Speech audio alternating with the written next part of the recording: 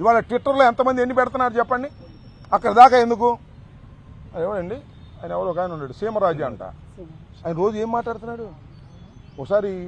మీరు ఒకసారి యూట్యూబ్లో కూర్చోండి, సీమరాజా అని ఎంత భయంకరంగా మాట్లాడుతున్నాడు. ఆయన సీమరాజా కాదు, లోకేష్ రాజా రోబో.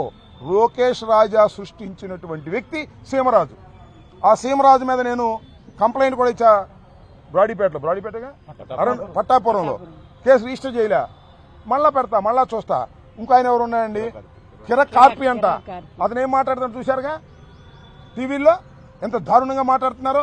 ఇవన్నీ కాకుండా తెలుగు దేశం పార్టీ యాక్టివిస్టులని ముఖానికి జగన్మోహన్ రెడ్డి గారి మాస్క్ వేసుకుంటాడు ఒక ఆయన. జగన్మోహన్ రెడ్డి గారి గురించి, నా గురించి, రోజా గురించి ఎంత పచ్చిగలిగా పూతుతున్నారు. ఏం కనపడవా మీకు? ఏమండి చంద్రబాబు నాయుడు గారు, ఏమండి లోకేష్ గారు, కనపడదు. ఎందుకంటే ఇవన్నీ మీరే చేపిస్తున్నారు వాళ్ళకి డబ్బులు ఇచ్చి. జగన్మోహన్ రెడ్డి గారి మీద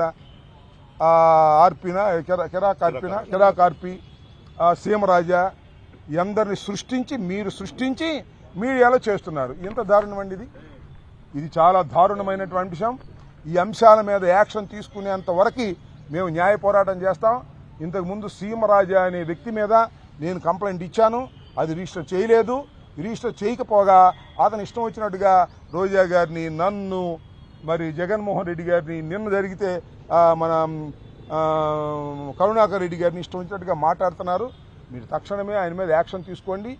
అలా తీసుకోకపోయినట్లయితే మేము లీగల్గా ప్రొసీడ్ అవుతాము. మొన్న కంప్లైంట్ ఇచ్చాను, అది రిజిస్టర్ చేయలేదు. మళ్ళా కంప్లైంట్ ఇస్తాం. అవసరమైతే హైకోర్టును ఆశ్రయిస్తాం.